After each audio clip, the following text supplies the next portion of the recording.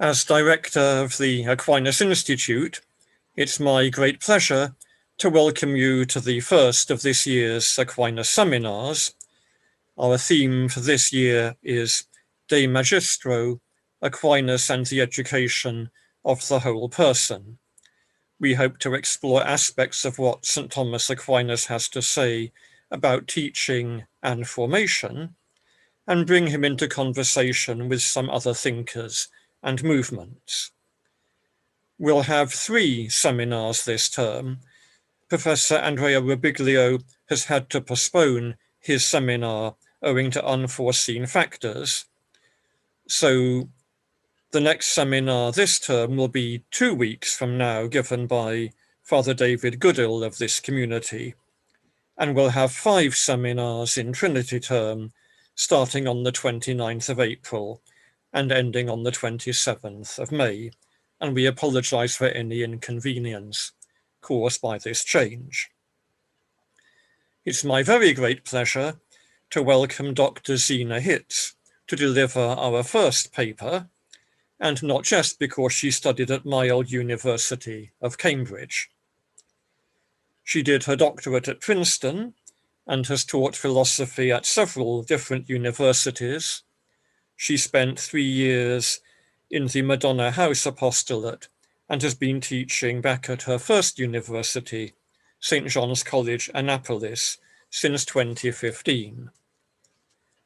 Dr. Hitz has written on law, virtue, friendship, and human nature in Plato and Aristotle, also on the meaning and value of learning for its own sake, and her book on that subject, Lost in Thought, was published by Princeton last year, and we congratulate her on its publication.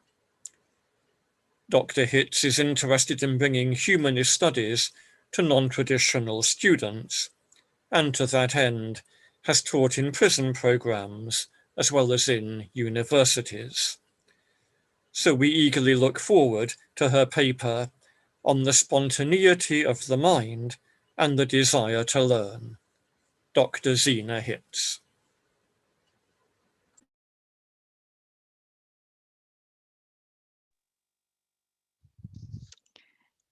Thank you so much for that introduction. I'm very grateful for this invitation. It permitted me to think through some thoughts that are fresh to me. Fresh, although they lie in the background of Lost in Thought. I wrote Lost in Thought for a general audience, a general educated audience, and I took some shortcuts through the philosophical, theological basis on which my thinking really rests.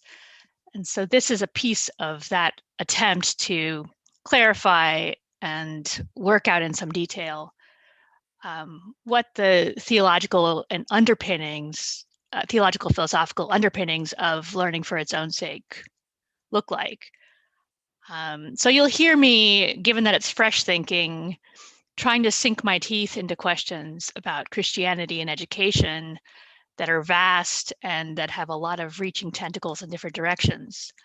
So I'm very much looking forward to your help in clarifying and solidifying my thinking. So the focus of my inquiry today starts from the difference between an intellectual life guided by faith and an intellectual life undertaken without faith. And I want to look at that difference with an eye to how that might shape our thinking about both secular and religious learning, and especially with a special eye to the transition from one to another. That is, how one might make one's way through intellectual activity without the guidance of faith, into faith, and thereby into a richer type of intellectual life guided by faith. So I'm going to present 3 approaches to this set of questions in an attempt to kind of circle around it and shrink it and get some traction on the questions that are so large. So the paper will have 3 basic parts. The first has its roots in my thinking that comes from law and education in Plato and Aristotle. And the second longest part of the paper is an account of these issues as they appear in Augustine's Confessions.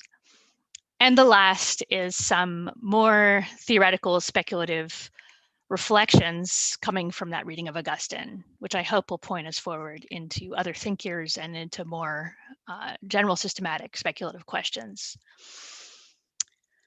So education is an enduring positive transformation of an individual in his or her thought, understanding, feeling, or desire.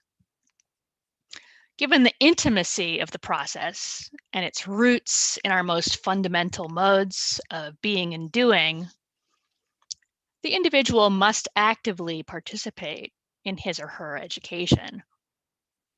It could be described, education can, as something the student or the learner does, rather than, as we customarily speak of it, something that is done to them. So we do have some words, self-taught, autodidacticism, that describe special sorts of people who handle education this way.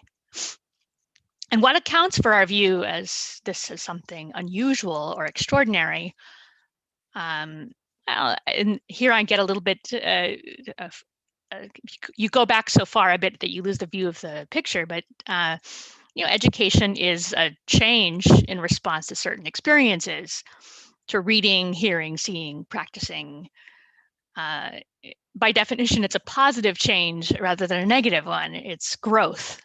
So for that reason, we consider a terrible education or a bad education to be a failure to educate. And we assume that positive changes are led or disciplined by others, elders, teachers, parents, as well as certain customs, practices, and so on. Since our susceptibility to experience can have a variety of consequences. So I think that's the largest understatement I've ever written or spoken, that our susceptibility to experience can have a variety of consequences. So what bridges the gap? Oh, sorry, I skipped a page there. So let me narrow in a bit on the target I'm after. So I spent much of my career as a scholar studying the role of law in education in Plato and Aristotle. And I was struck at the outset of this study by a problem about how externally imposed rules or recommendations could ever produce conditions of the soul, habits, or virtues that went beyond mere conformity. So how can an external entity, especially a collective one lodged in words like a law, or even a human teacher, bring about actual understanding, or for that matter, an actual deep desire for the truth? So I've put the question just now in terms of the intellectual goals of education.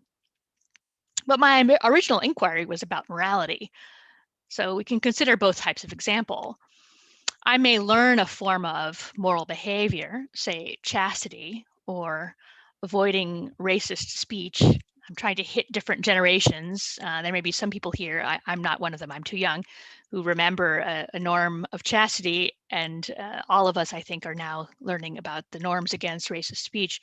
So I may learn these forms of behavior by imitation, and I may follow a rule out of fear or out of shame.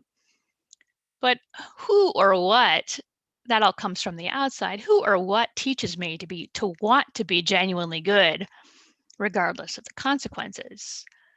Who teaches me why chastity matters or why racism is bad? Not just an explanation, but an explanation that I recognize and see and accept with the powers of my own mind and with my own heart. Who or what teaches me to see the rightness or wrongness of a behavior or an act as is to feel it from the inside? But what would a moral life be without that desire or inner sense? That is, these things are essential, they're not dispensable. So likewise, if we choose an intellectual example, I may be taught the Pythagorean theorem as a child. I may apply it to all sorts of right triangles with ease by that learning. Perhaps at some point I will read or memorize a proof for that theorem. But learning a proof, learning a theorem, and understanding, really seeing for myself why that theorem is true, are two different things. And the latter can't be forced. So one's capacity as a teacher, for instance, reaches its limit once one has opened up the space for that understanding to take place. So in both morality and in intellectual life, there is a gap between the capacities of external influence and the goals of the education that we're interested in, which is a robust internal state, the activity of the individual who's being educated. So on the one hand, understanding, or the internal conditions, the feel of a real question, the desire to learn, not based on a reward, it doesn't seem possible for an educator or an educational system, an educational program to give to a person. On the other, what would education be without it? So human beings are not machines, programs to behave in certain ways. They are animals who perceive and act, who seek to know and to love, and who develop habits and forms of excellence in doing so. So what bridges the gap between the limitations and tools of education, which are all operating from the outside, and the robust inner conditions that educators, or at least good educators, have as their goal?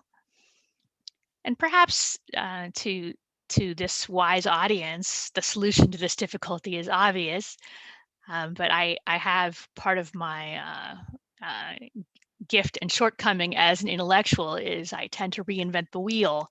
So it was a revelation to me when I realized that for Plato and for Aristotle, who are the thinkers who I've cut my teeth on, and I think it's also going to be true in some respect for both Augustine and for Aquinas, for these thinkers, the intellect and its desires are essentially active. Their capacities and desires are always, so to speak, at the ready. Their active powers, our minds and hearts, inhibited or held back by obstacles, our desires, our passions, things that we habitually pay attention to, habitual laziness, sloth, hyperactivity, distraction. So education is like gardening. It clears out obstacles. It clears out obstacles so that the natural processes of questioning, inquiry, understanding, and all of the pleasures and joys associated with that can take place because of the kind of thing a human being is and can be, in the same way that in gardening, one creates space and removes obstacles for those seeds and plants and so on to be the things that they're supposed to be. So consider the famous story in this light from Plato's Meno. The slave boy of the Meno thinks he knows how to find the area of a square when he doubles the length of the side. So a square with a side of 2 has a magnitude or an area of 4. So he thinks a square with a side of length 4 is going to have a magnitude or an area of 8. So the slave boy is making a mistake, and he needs a piece of reasoning to show him that he doesn't know, in fact, what he seems to know.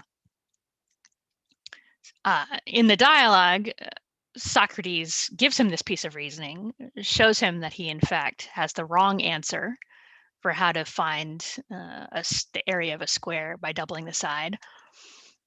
But we're left seeing him puzzled.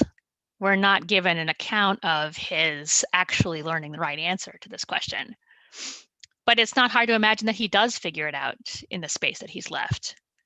So here we see the function of something which is going to return later in the talk, namely what I want to call the destructive aspect of reason, the reasoning that tears down false belief.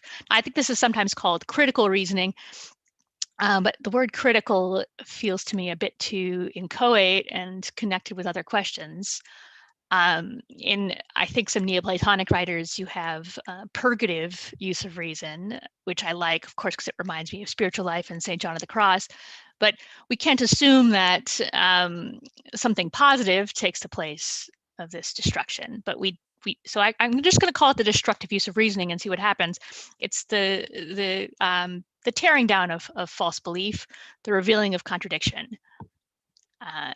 So what happens to the picture I've just been painting about the active powers of the mind and its obstacles when we distinguish, as we intend to distinguish, intellectual life undertaken in Christian faith from intellectual life pursued without faith? What role does faith play in our development along these lines? Now, to look seriously at this question, to get traction on it again, we need a nice dead theologian with a broad scope, an eye to the human elements, as well as an eye to the transformative power of grace. And we would ideally know what these forms of inquiry look like and not just get an account of their underlying principles. So the text that seems to me obviously most fruitful here is Augustine's Confessions. It has this extremely rich narrative, and it's, despite its reputation, very theologically sophisticated. And it gives an account of life, intellectual and otherwise, on both sides of faith. There are sort of before and after pictures. And I think Augustine presents himself as a particular individual in a particular time and space, but with an eye to the universality of his story. This is, after all, how stories work. They show us something broadly shared or universal, some human thing, which then instructs us. So the Confessions is an account, among other things, of Augustine's education. He begins from boyhood, where he describes his education in grammar, which he memorably gives an account of. He calls it giving up the raucous games of boys for the morally and spiritually equivalent competitive games of men.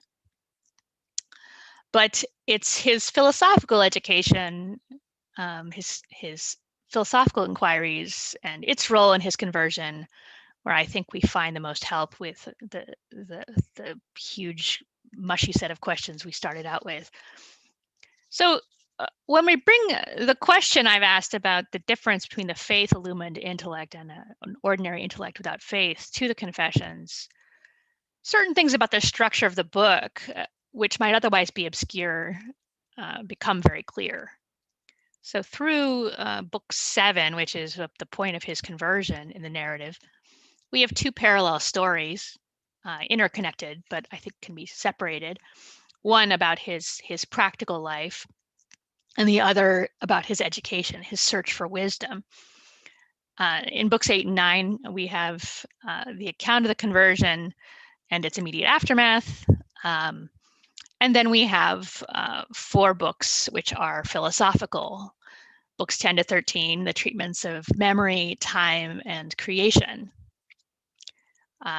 These, in ways I'll suggest, are meant to illustrate, whatever their worthiness in their own right, which is great, they meant to illustrate the exercise of the faith-illumined mind, the post-conversion mind, the fruits of the love of wisdom, once the recognition of wisdom himself has properly been recognized. So so these exercises begin with an inward turn at book 10. Augustine looks into his own mind and examines his faculties, especially his memory, and he's seeking the place where God is, the meeting point between God and himself. The way, mysterious as it is, God is present to his mind, his intellect, or in his experience. So the presence of God, as sung in his famous hymn to beauty in the middle of book 10, inspires a recognition of the wretchedness of his nature as a human being. So we have, just after this inquiry into oneself to seek the point of encounter with God, into one's memory, one's intellect, it has the structure of an ascent. we at that point turn to an account of concupiscence, the human moral weakness, and including the diagnosis of the perverse intellect, perverse intellectual activity, namely curiositas. So the peculiar presence of God through faith, which preoccupies these last 4 books, where on the one hand, God is very much present. On the other hand, he's absent through human limitation, cognitive and volitional limitation, as well as creaturely being and restriction in time and all of the other restrictions which give a sense of God's absence even in the midst of his presence. This we also find not just in book 10, but also in book 11, when we have the treatment of time is an aspect of the encounter between an eternal being, God, and a temporal beings like ourselves. And the analysis of time is a precursor. It takes us to the magnificent philosophical interpretation of the opening of Genesis, books 12 and 13, which is an analysis of how a timeless and eternal God might enter into a human story in human terms, in sun, moon, land, sea, birds, fish, and as a human being. The splendor of the account of creation, it seems to me, is the account of a creator God who does not tinker like a mechanic in time, as our imaginations are restricted to think, but in some way stands as a cause underlying the cosmic change that we see in front of us, underlying creation. So I'm not going to, that's a bit muddled, but the point is that God is recast as he might appear in Genesis from a being that intervenes like a mechanic in time to something like a first cause. So it's a ingenious, magnificent philosophical account of creation.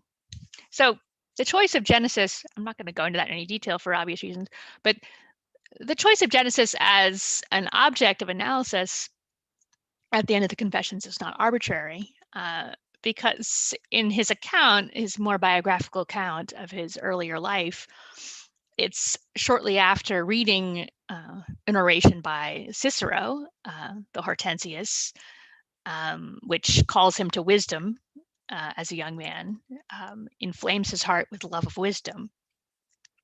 He reads this oration by Cicero, and then, because his parents are Christians, he opens up the Bible to Genesis, and he's disgusted. He's disgusted at the crass account of God who acts in time, who walks in a garden, who speaks temporal words, who forgets, who makes mistakes, and so on. So it's this disgust with Genesis, which is part of his motivation for joining the Manichaeans, who also reject, although they're nominally Christian, reject Genesis as an authority. So the culmination of his intellectual life by the narrative of the Confessions is the return to this book, the rereading of this book with fresh eyes and illuminated by the foundational truths of faith, which alone can yield an understanding of that type of book.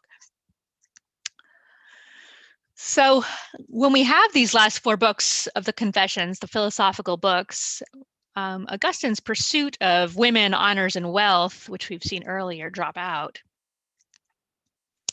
And we turn to faith-illuminated philosophy.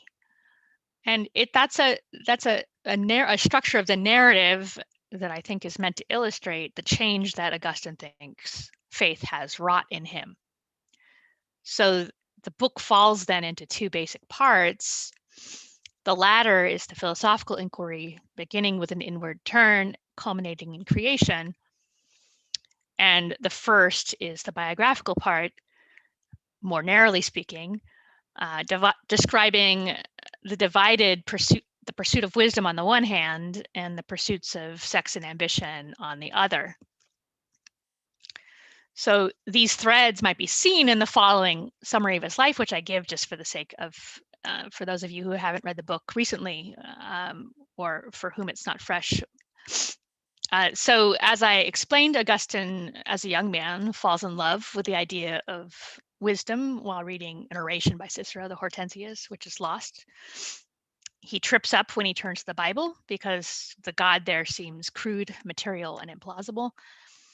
He then turns to the cult of the Manichaeans, Gnostic cult, whose thought features a grand cosmic and moral vision, and whose esotericism nurtures a felt superiority. His Catholic mother is frantic. She seeks counsel from her bishop about him, and her bishop says, and I think this is crucial, don't worry, pray for him. He's going to find his way out of this through reading. And that the bishop is correct about that. So Augustine eventually sees Manichaean cosmology fall apart in light of philosophical astronomy. He finds contradictions between the Baroque cosmology of the Manichaeans and things which philosophers have determined about the motions of the heavens.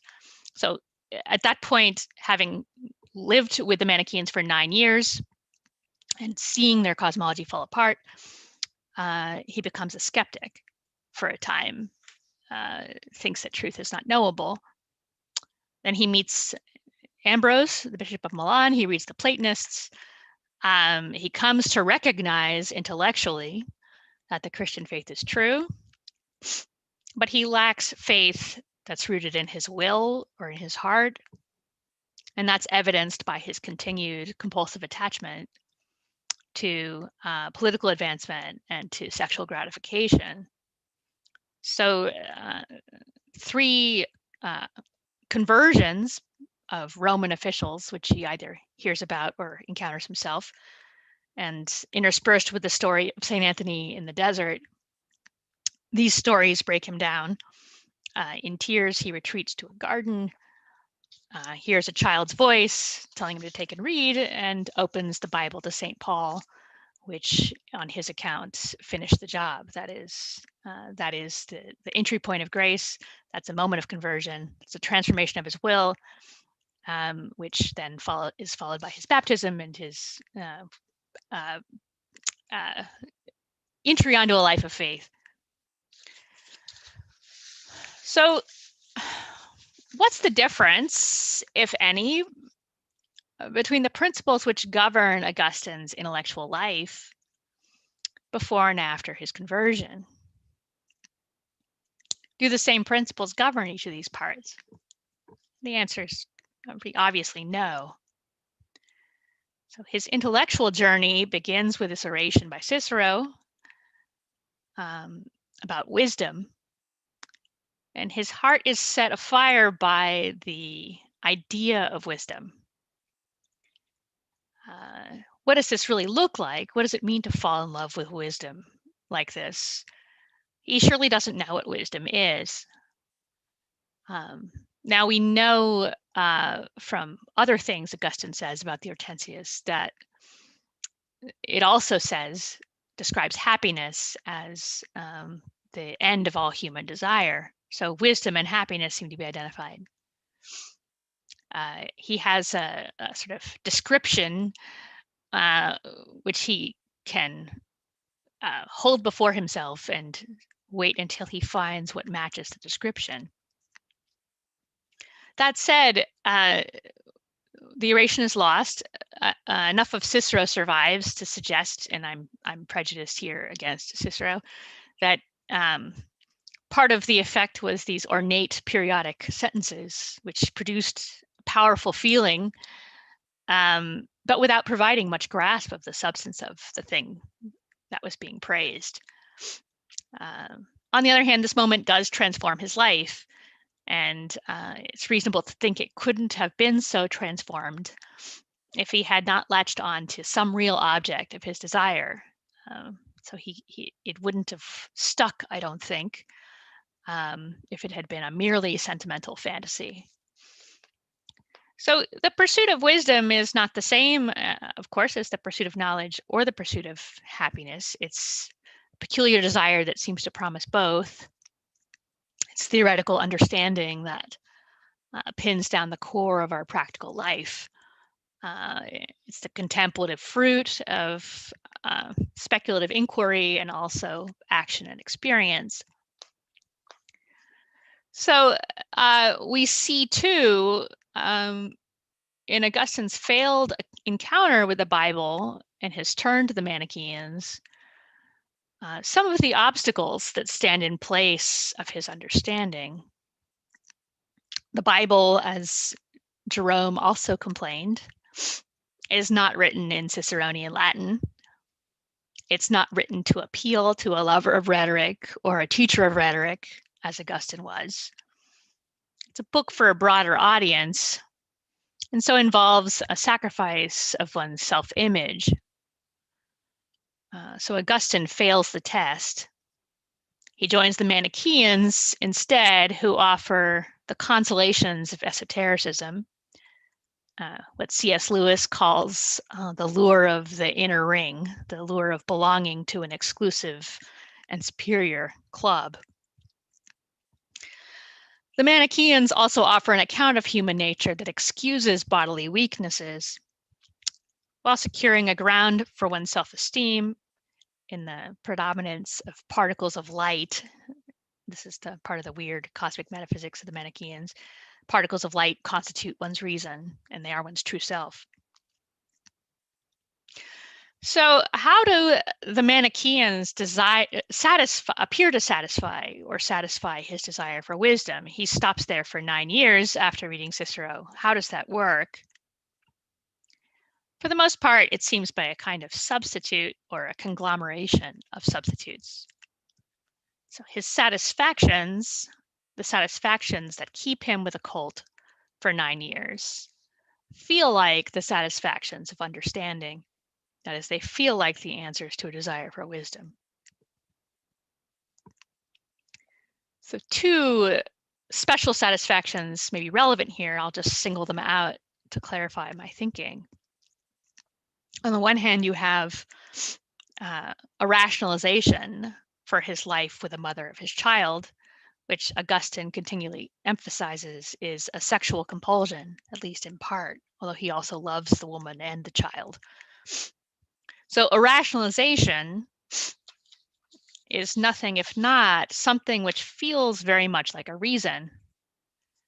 It feels like a guiding piece of understanding, but it isn't. So the satisfaction that undergirds a rationalization, in this case, is the physical satisfaction, the satisfaction of a habit, a domestic habit, not having to change one's life. So part of what I'm trying to suggest is that in the structure of a rationalization, there's a satisfaction that's outside, so to speak, of the object of desire. That satisfaction somehow from the outside secures a place in belief. It secures an idea. It secures a vision that one does not, properly speaking, understand. So in this case, so he in other words, believes he's satisfied his desire for wisdom, but the satisfaction is coming from somewhere else. And what in human ingenuity, he uses words to cover the gap. So Augustine, among the Manichaeans, placates his desire for wisdom with an image of knowledge in another respect. So one is the rationalization that's generated from a satisfaction which is external to the desire for wisdom or the desire to happiness. Okay. But here's another one. He describes in this time of his life his love of public refutation, especially of ignorant Christians. So victory in argument is an image of knowledge. It's a sort of competitive image of knowledge. If I see the ignorance of another And if I display it, I seem to be in the know. It's interesting because one can presume that the refutation is real. That is, it doesn't have to be a sophistical refutation, although sophistical refutations exist. One can, without knowing anything, display the ignorance of another person. So we have this capacity of reason. This is, again, the destructive power of reason I mentioned earlier, where we are capable of proving something false, proving a person mistaken, without thereby providing positive understanding, or without thereby proving a truth. So we have a picture in this of the limitations of destructive reasoning. On the one, not only does it not produce understanding or prove a truth, it's purely just you find the contradiction, you show up the contradiction, you refute the claim. So not only is that a limitation, so to speak, built in, but it's a limitation which provides a false image of learning or knowledge or understanding because of its competitive structure. Because someone else is wrong and you see their wrongness, it gives an illusion of understanding, knowledge, or superiority, which could in turn provide a satisfaction. Again, the satisfaction in question is not the satisfaction of the desire to learn, or the desire to know, or the desire for wisdom. It's a satisfaction that's coming from a different source, the satisfaction of ambition, of pride of life, of superiority to others.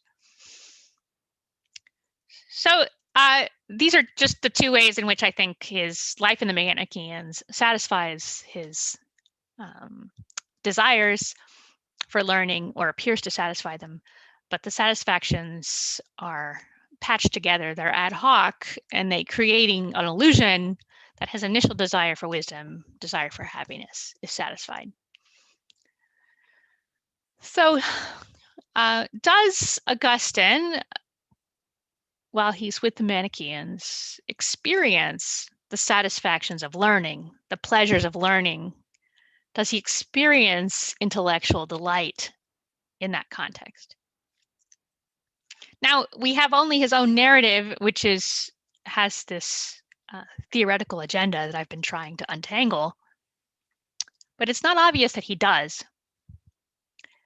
What he describes are competitive pleasures, pleasures in superiority, pleasures in victory, pleasures in sex, pleasures in domestic habits. These pleasures substitute for the pleasures of real understanding, and they stick him in place. That substitute sort of holds him, puts an obstacle in front of him for 9 years, and he's left believing things, the Baroque cosmology of the Manichaeans, the metaphysics of the Manichaeans, believing things that in fact make little sense. So how does Augustine find his way out of this? Well, it's our old friend, destructive reasoning. He finds contradictions between Manichaean cosmology and philosophical cosmology. So there's this Baroque structure of the Manichaean world, and then there's things that philosophers have discovered about the way the stars in the heavens work. They're not consistent with one another. The Manichaeans are unable to clarify this difference. And accordingly, the whole edifice for him, the whole edifice of Manichaean belief, breaks down. So just as in the art of refutation, the finding of contradiction opens up previously unrecognized ignorance. Okay, so sorry, the finding of contradictions opens up previously unrecognized ignorance. This is just like Socrates does to the slave boy in our earlier geometry problem from the Meno. But again, that refutation does not provide knowledge, it does not provide understanding, but only the recognition of ignorance, the recognition of one's own failure.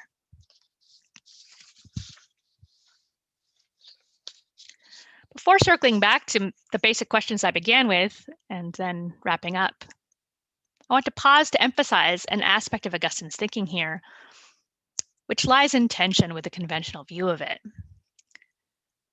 Faith, we often hear in Augustine, is the precondition for the successful use of the intellect. So we often hear the conventional view, so far as I can tell, about Augustine and his view of reason is that it is crippled without faith.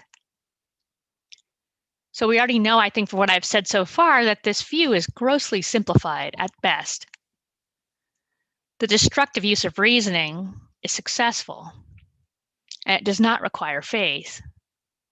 It is a natural capacity, not natural in the sense of belonging to Adam before he eats the apple, but natural in a way that endures even in the condition of original sin and concupiscence. So the special power of faith-governed reason, which I'm not denying, lies elsewhere. It's not that reason is ineffectual, it's just that its powers have a certain limitation. The use of reason without faith is illustrated to even more dramatic effect, the successful use of reason without faith, when Augustine turns to the Platonists, which is how he gets out of his temporary stopping place with the academic skeptics. So he reads the Platonists under the guidance of Ambrose, and he is persuaded of their truth. That is, the truth of that the fundamentals of reality are incorporeal, and that the material world is in some sense causally dependent on incorporeal principles. He's persuaded of the truth of that, and through that becomes intellectually convinced of the truth of the Catholic faith. He's quite clear about that. So how could the fact that he's become intellectually convinced of positive truths, namely the primacy of incorporeal reality, and in fact the truth of the Christian faith, how could that be compatible with thinking that reason isn't somehow inescapably crippled without faith, or that faith is a precondition for the effective use of reason? This account of Augustine is evidently incompatible with Augustine's account of his own life. And he's far too careful a thinker and subtle a writer not to have noticed that himself. I think there's very strong grounds, without having presented a detailed argument that handles all the other evidence, that this conventional view of Augustine is false. None of that is meant to undermine the dramatic role that Augustine's conversion plays in his transformation, or the role of grace in his transformation. But that transformation, it's very clear from his discussion, takes place in the will. Prior to hearing the child's voice in the garden, he is intellectually convinced, but unable to live his faith. He's unable especially to renounce sex and ambition. The grace of God, through the words of St. Paul and the voice of his child, changes his will. It's the change in his will which transforms not only his life and his ability to live it, makes it possible for him to give up sex, to give up ambition, to give up his career. But it also transforms, in ways I've already suggested, his capacity to think and to understand. That is, it makes possible this rich, robust, magnificent theological inquiry that we get in the latter parts of the Confessions. So Augustine means to communicate the effects of faith on the intellect, the special powers of the faith-illumined intellect, in this virtuosic philosophizing in books 10 to 13. They are meant to depict also, I think, the attainment of the earthly happiness, such as it is, that faith gives him. They are meant to bring the philosophical reader along to experience firsthand the joys of learning and understanding, joys which he has obscured from us in his earlier life, to suggest that the joys that he experiences in those parts were not taken in the correct object.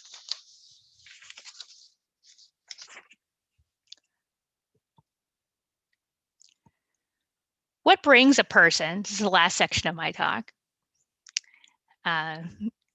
where I speculate even more than I have already, believe it or not. What brings a person from basic human oblivion, eating, sleeping, playing games for prizes, waging war for honors, learning for the sake of acquisition, advancement, games of one-upmanship? How does a person learn for learning's sake, or seek human excellence or human happiness for its own sake? What sets them on the route toward God? That is where our initial focus on education brings us, education that is for conversion. What do we mean when we recite, as good Thomistic Catholics, the slogan that grace builds on nature? We mean, I think, that natural goods, food, drink, beautiful things, the joys of learning, things available to us naturally, open us up to grace. Now, how do they do that? Consider an encounter with the natural world, which I gather is a form of intellectual delight. We see, in Iris Murdoch's famous example, it's the kestrel. Okay, we see the kestrel. In everyone's hackneyed example, we see the sunset. The kinds of examples that move me are the arrangement of limbs, the grace of an animal.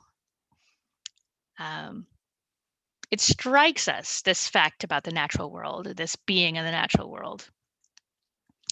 That is, we not only see it, but we see it in a non-acquisitive way. We see it not as something to eat or to drink or to consume or to decorate our homes with, but as something which is. And we see it, and this, I find this language bland, but I don't have an alternative. We see its goodness. Understood this way, we can see the opening of Genesis as God the Creator modeling for us the appropriate response to his creative act, that is, by seeing and by pronouncing good. The delight in the existence of something, delight in what it is, also casts light on ourselves, the perceiver. And here I think is where the piece of Augustine comes in, where the recognition, the understanding, the reach towards the good, the reach towards God involves necessarily a kind of self-awareness or self-consciousness.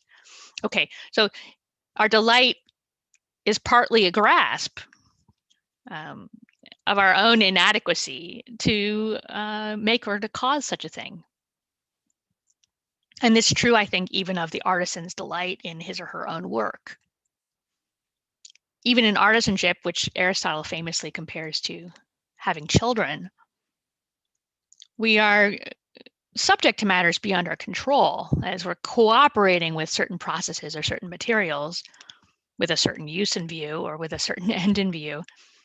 And when it comes together, there's a way in which it feels ours because we've cooperated, but also in many ways totally beyond us. So this is the analog, I think, from in the Meno case of awareness of our ignorance. There's a kind of awareness of our inadequacy, of our own powerlessness, of our dependence. And it has a parallel, again, in Augustine when he delves into his cognitive faculties, as I say, finding God and beauty in doing so, and then stepping back to think of the fragilities and the weaknesses of human powers to know and to understand. So too in other forms of intellectual delight.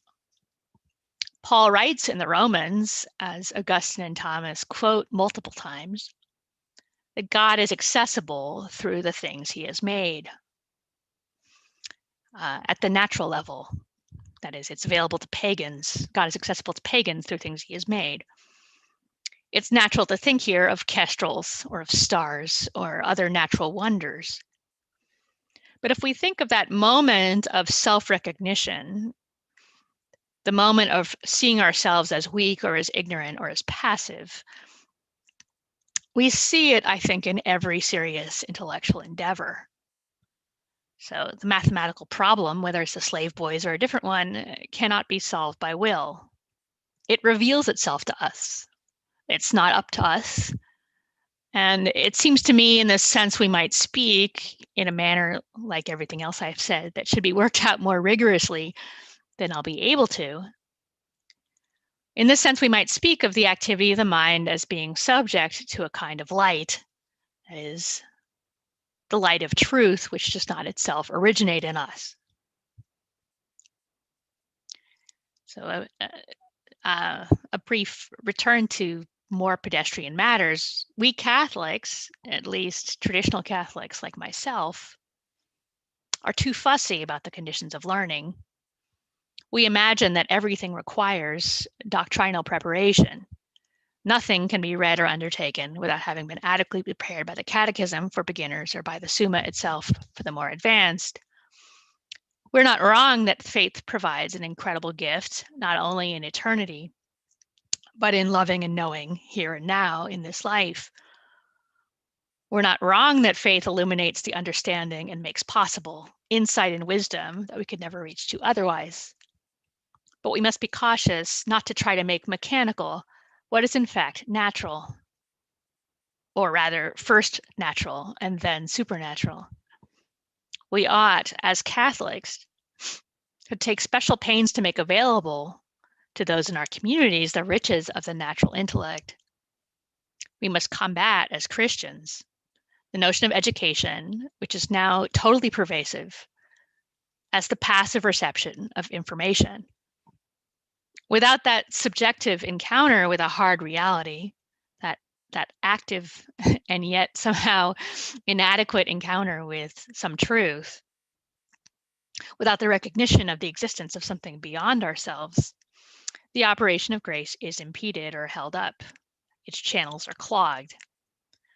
So we must trust that the God who creates and the God who redeems will do their work if we do our work of removing obstacles.